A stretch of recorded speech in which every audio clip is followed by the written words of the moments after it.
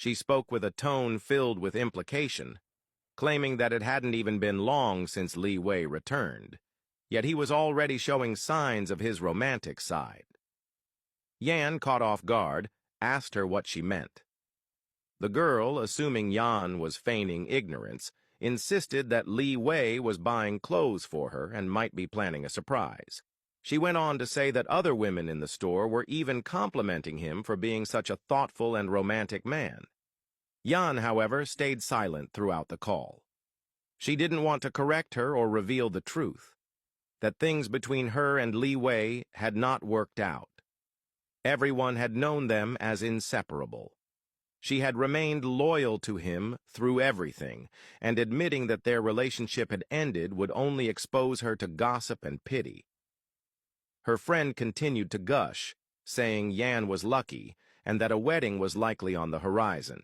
She claimed Yan deserved everything after waiting and staying by his side for so long, then ended the call with cheerful optimism. But as soon as the call ended, Yan sat in her room, completely still, her heart slowly shattering. Her mind raced with doubt and dread. She couldn't help but wonder if Liwei truly had someone new in his life, if the excuses he kept giving her were nothing more than attempts to push her away because she was no longer needed, perhaps even in the way. She questioned who he could possibly be buying the clothes for. He wasn't particularly close to any of his cousins. He had only just returned to China, and it seemed unlikely that he had already formed a connection strong enough with another woman to be buying her clothes. Still, the thought of it gnawed at her. Not wanting to spiral further into speculation, Yan abruptly rose from her bed. Her movements were sharp and determined as she grabbed her car keys. She had to go to his place. She needed to see for herself. If there really was another woman, she had to know who she was. She had to see with her own eyes what made this woman so special.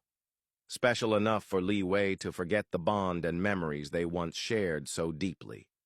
With that, she left her room and stepped into the night, a mixture of fear and courage surging in her veins. She drove to his complex in silence, her thoughts a blur of pain and determination.